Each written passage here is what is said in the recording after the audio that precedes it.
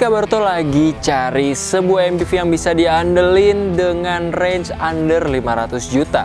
Kayaknya Sobat Kabarto harus coba pilih Toyota Innova Zenix tipe V. Kira-kira semenarik apa tipe tengah dari keluarga Innova Zenix 1 ini? Stay tune terus di YouTube channel Kabarto.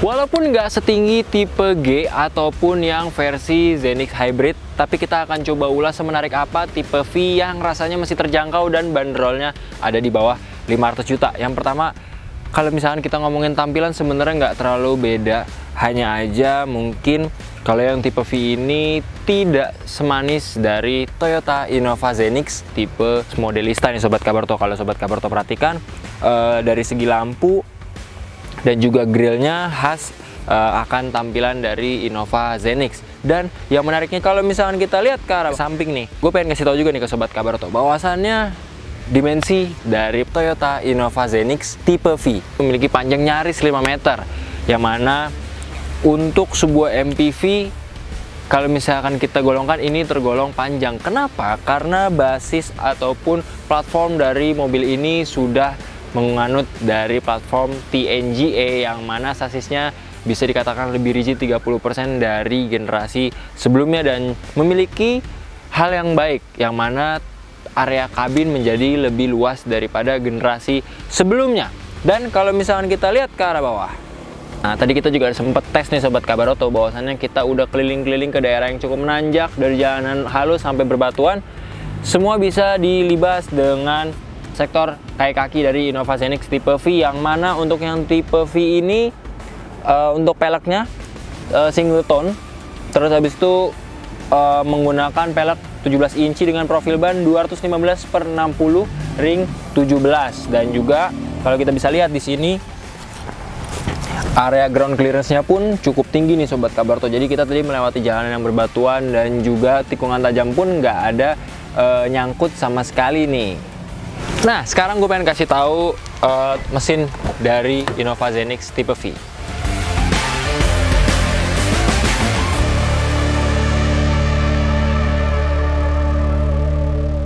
Ini dia nih Sobat Kabarto, kalau misalnya kita perhatiin, ini dia mesin 4 silinder 16 katup berkapasitas 2000 cc dan juga ini sudah VVT-i, dan yang pastinya mesin ini efisiensi bahan bakar pun bisa dibantu dengan adanya mode eco di mobil ini. Dan ntar kita akan coba tes performa dari mesinnya semenarik apa, apakah tanjakan maupun jalanan-jalanan lainnya bisa dilibas dengan mudah oleh mesin dari Innova Zenix tipe V ini.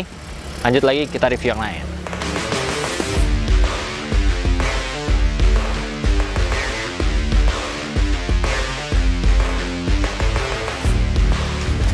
Nah, sekarang kita pengen coba lihat apa aja yang menarik dari sektor belakang ataupun area buritan dari Toyota Innova Zenix tipe V. Yang pertama gue pengen kasih tahu dulu, walaupun ini tipe V ataupun tipe tengah-tengah, mobil ini tetap disematkan kamera untuk parkir mundur, tapi sayangnya untuk kamera 360 belum disediakan di tipe V. Tapi kita pengen lihat juga nih area bagasinya. Nah, sudah dibantu dengan sistem pegas, tapi sayangnya belum terdapat tombol pintu bagasi yang sifatnya electrical. Sebagai sebuah MPV 7-seater, yang mana kalau misalnya kita perhatiin nih Sobat Kabarto, sudah pasti karakteristiknya memiliki area bagasi yang tidak terlalu luas, dikarenakan space akan termakan oleh jok di row 3. Tapi tenang aja, sistem pelipatannya pun cukup mudah. Sobat Kabarto hanya tinggal menekan tuas seperti ini.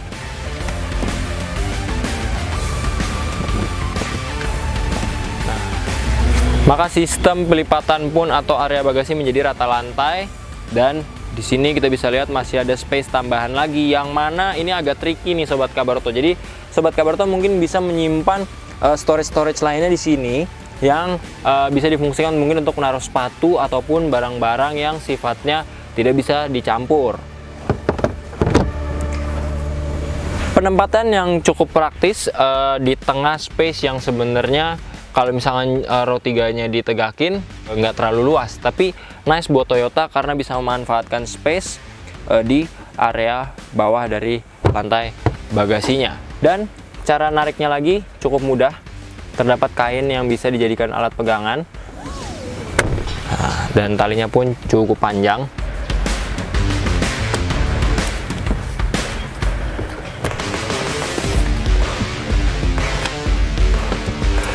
Buat yang nggak sabar untuk lihat area kabin dari Toyota Innova Zenix tipe V ini semenarik apa dan seenggak kalah kerennya seperti apa dari tipe tertingginya, let's go, nggak usah lama-lama, kita langsung cek area kabin.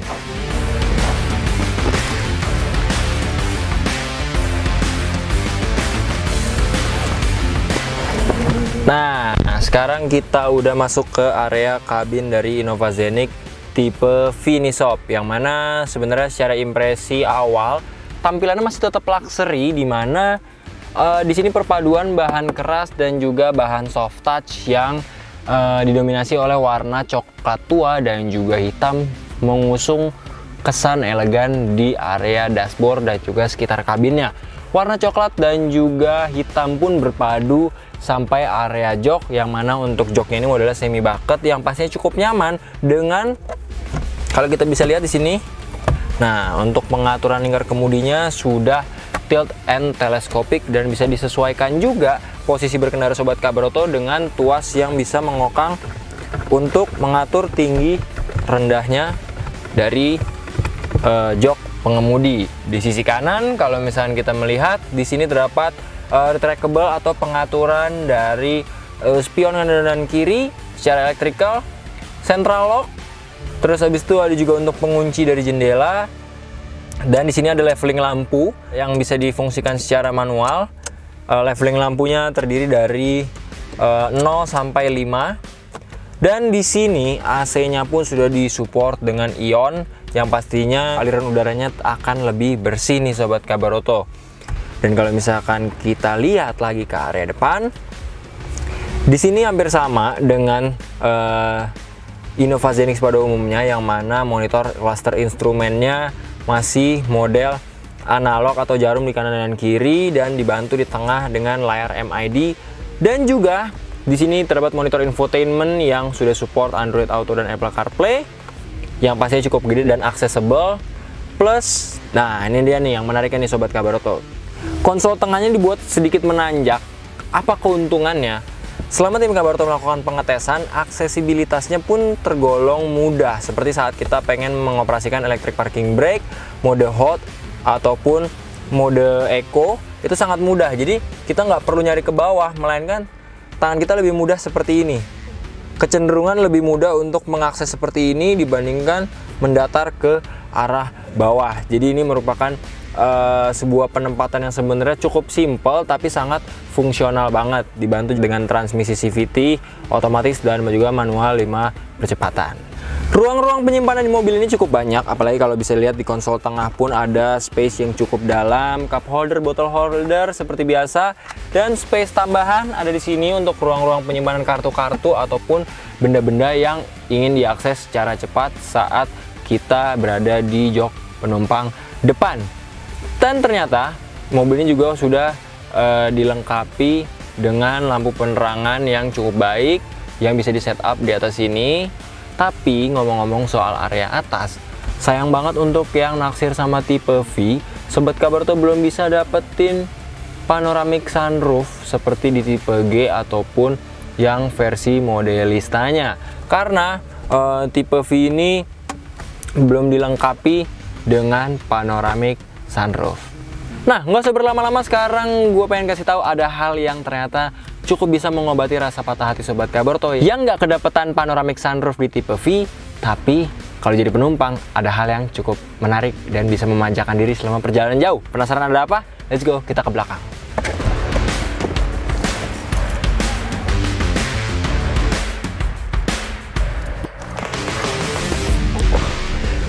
Nah, di sini bakal kita explore apa aja yang menarik dari area tengah dari Toyota Innova Zenix tipe V. Yang pertama Sobat Kabarto, ini dia. Walaupun nggak dapet panoramic sunroof, setidaknya masih dapet TV ataupun monitor infotainment di sisi kanan dan juga sisi kiri. Begitu pula kesempatan yang sangat menarik ketika kita jadi penumpang di area tengah ini, space untuk meluruskan kaki ini termasuk luas banget, plus legroomnya gede banget. Ini salah satu keuntungan dengan platform TNGA terbaru, yang mana selain sasisnya lebih rigid, area kabin lebih luas dibandingkan generasi sebelumnya. Dan juga di sini terdapat lampu ambient tambahan. Dan di sini ada lampu juga yang bisa diaktifkan dengan tambahan untuk blower AC di sisi kanan dan juga kiri atap dekat pilar B. Nah, Sobat Kabarto, sekarang kita main lagi ke kabin tengahnya. Ada hal yang menarik juga nih. Di sini terdapat yang namanya armrest, tapi sayangnya armrestnya ini tidak adjustable plus. Nah, ini modelnya jatuh nih Sobat Kabarto. Jadi justru tangan kita yang menyesuaikan tingkat ketegakannya dengan armrest. Harusnya dengan normal segini kita mendapat tumpuan, tapi justru turun ke arah bawah. Tapi nggak terlalu masalah karena ini sifatnya nggak terlalu penting banget, apalagi untuk perjalanan jauh, mungkin hanya untuk meletakkan minuman aja ataupun cup di sisi kanan dan sisi kiri. Kalau Sobat Kabarto bilang area kabin segini belum luas, nah gue pengen kasih tunjuk nih, ada tuas yang bisa difungsikan untuk, nah ini dia, untuk memaksimalkan lagi area kabin tengah yang pastinya membuat space. Postur gue 180 up lebih sedikit, tapi ini benar-benar masih leluasa banget. Dan juga kalau diperhatikan, begitupun sama dengan yang sisi paling kirinya. Bayangkan kalau misalkan kita pergi tanpa menggunakan kabin paling belakang ataupun jok di row 3, jadi kita full merasakan kelegaan yang pastinya ini nice banget nih Sobat Kabarto. Jadi walaupun joknya belum captain seat kayak tipe-tipe tertingginya Innova Zenix, tapi dengan sistem seperti ini rasanya kelegaan pun juga masih dapat kita rasakan. Rasanya pun seperti ada di area kabin first class yang nggak kalah oke. Nah, nggak usah berlama-lama, kita pengen langsung test drive si Innova Zenix tipe V. Semenarik apa dan juga sekeren apa performa dari mesin yang ada di Innova Zenix tipe V. Let's go, kita test drive.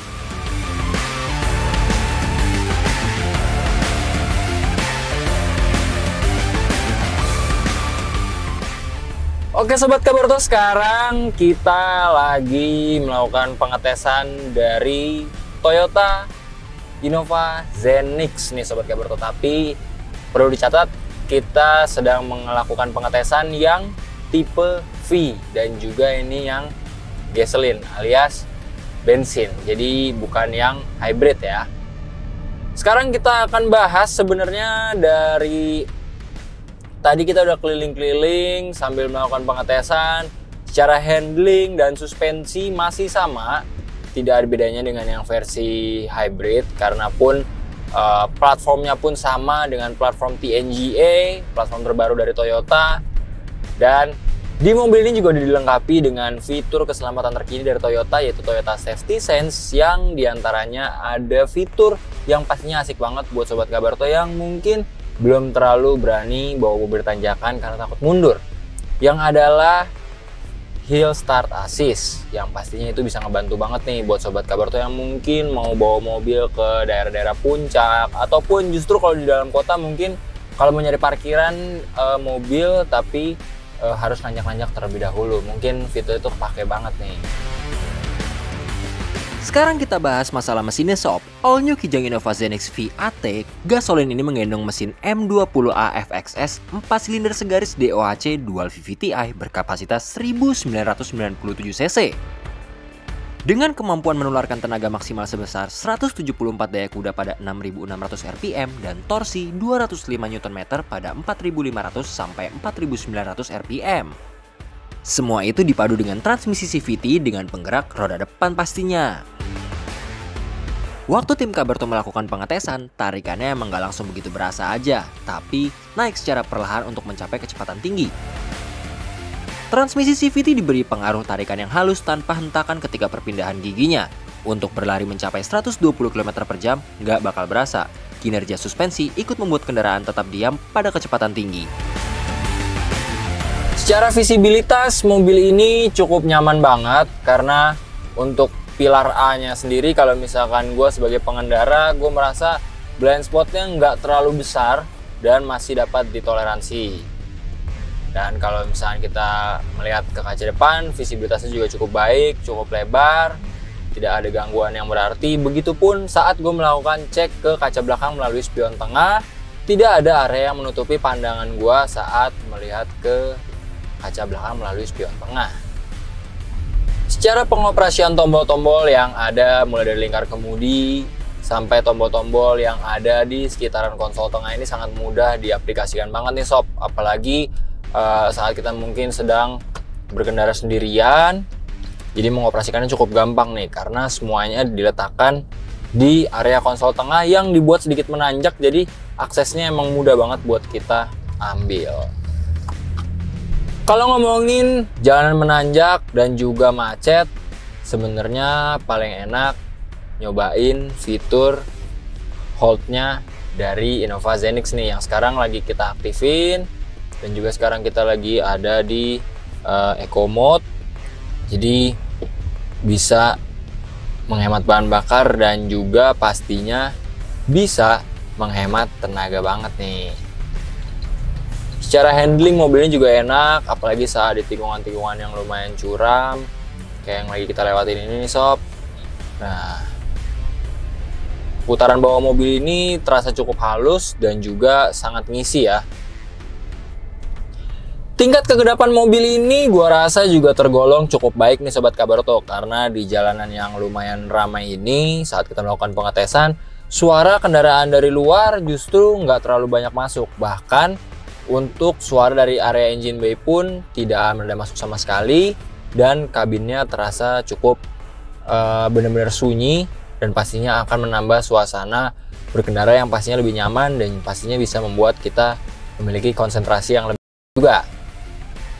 Nah, asiknya lagi nih Sobat Kaberto, untuk Toyota Innova Zenix tipe V ini juga udah dilengkapi dengan transmisi otomatis dan dikombinasikan juga dengan transmisi manual nih. Jadi buat yang mungkin masih rindu dengan transmisi manual, yang kebiasaan bawa mobil manual, mobil ini juga sudah disematkan transmisi manualnya. Jadi untuk pengoperasiannya pun juga cukup mudah, dari otomatis yang ada di kiri kita tinggal geser tuasnya aja ke kanan dan langsung kita naikin ataupun turunin untuk mempercepat atau memperlambat dari Toyota Innova Zenix.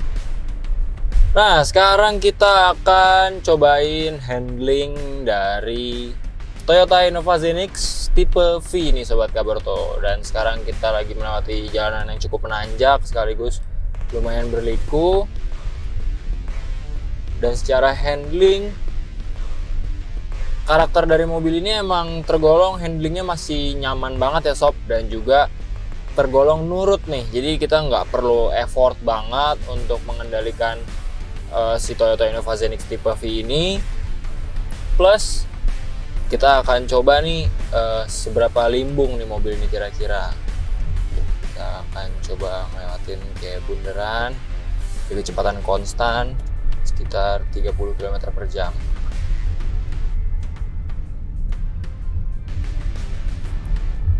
Karena punya panjang yang lumayan banget nih Sobat Kaberto, jadi hampir nyaris 5 meter, dan juga dibantu dengan platform baru yaitu sasis TNGA. Rasanya untuk kelimbungan mobil ini sungguh minim rasanya, jadi kita tidak terlalu banyak merasakan yang namanya limbung di Toyota Innova Zenix tipe V ini sob. Nah, kalau dibawa agak untuk manuver pun masih tergolong nyaman. Lanjut lagi, kita akan bahas mengenai kekedapan kabinnya Toyota Innova Zenix tipe V. Bahkan untuk gesekan antara ban dan aspal itu sangat minim banget masuk ke area kabin nih sob. Jadi dapat dipastikan keseluruhan area kabin mulai dari samping, atas, bahkan sampai ke bawah pun tergolong cukup baik. Oh ya, mobil ini punya bandrol Rp473.600.000 nih sob. Sekali lagi catatan, ini adalah on road DKI Jakarta untuk yang tipe V. Yang perlu dicatat juga nih oleh sobat Kabaroto bahwasannya untuk Innova Zenix tipe V ini belum disematkan kamera 360, tapi sudah disematkan kamera mundur nih sob. Jadi mungkin buat sobat Kabaroto yang pengen paket lengkap bisa upgrade ke tipe G langsung. Dan yang kita coba ini adalah tipe V yang mana belum disematkan kamera 360, tapi untuk kamera mundur pun udah. Karena kita tadi udah lewatin jalan yang cukup halus, dan sekarang kita pengen coba ngelewatin jalan yang kurang rata nih. Kira-kira kita pengen tes apakah suspensi dari Innova Zenix ini cukup baik atau justru malah bikin kurang nyaman pengendara. Nah, ini sekarang kita udah ngelewatin jalan yang lumayan bergelombang nih sob. Jadi kalau kita ada di kecepatan rendah, kita ada di sekitar 30 km per jam, melewati jalan yang lumayan bergelombang, rasanya suspensinya masih dapat meredam dengan cukup baik. Dimana untuk suspensi dari Toyota Innova Zenix tipe V ini sendiri dibekali dengan suspensi McPherson Strut dan juga torsion beam. Jadi rasanya alasan-alasan yang tadi udah kita ulas masih bisa ditoleransikan untuk mobil MPV keluarga dengan range 400 jutaan nih sob. Jadi emang Innova Zenix ini rasanya asik banget untuk sebuah MPV 7-seater dengan kapasitas bahan bakar yang cukup besar 56 liter dan dibekali oleh banyak fitur. Salah satunya adalah fitur Toyota Safety Sense yang bisa di dalamnya masih terdapat banyak fitur lagi, dan yang menariknya juga mobil ini ada mode eco-nya. Oh iya, gue pengen kasih tahu juga nih ke sobat Kabaroto, untuk Innova Zenix tipe V ini belum dilengkapi dengan panoramic sunroof nih sob. Beda dengan tipe G dan juga yang versi hybridnya yang udah dilengkapi dengan panoramic sunroof. Jadi kita belum bisa menikmati udara segar ataupun kita belum bisa tampil classy dari area kabin karena justru atap kabinnya pun masih polosan aja nih. Tapi nggak masalah karena untuk yang tipe V ini sebenarnya udah cukup memumpuni banget nih sob, dari segi performa, dari segi handling, dan justru yang paling dipentingin adalah konsumsi bahan bakarnya. Dengan ditambah ada mode eco juga, pastinya konsumsi bahan bakar akan terjaga dengan baik di Toyota Innova Zenix. Sekarang kita ngomongin konsumsi bahan bakarnya yuk. Berdasarkan data MID untuk pemakaian dalam kota dengan rute BSD City, Parung, Bogor, Ciawi, dan Cigombong, diraih angka pemakaian sekitar 10,2 km per liter. Kemudian, melintasi jalan tol dari Cibadak, Ciawi, Jagorawi, Tol Jor 2, Tol Jor 1, dan sambungan menuju BSD City menorehkan angka 19,7 km per liter dengan kecepatan yang dijaga di angka 100 km per jam. Buat ukuran mobil bensin ini nggak terlalu boros seperti generasi sebelumnya. Peran pengemudi emang menjadi faktor utama. Istilahnya kaki sekolah itu penting banget.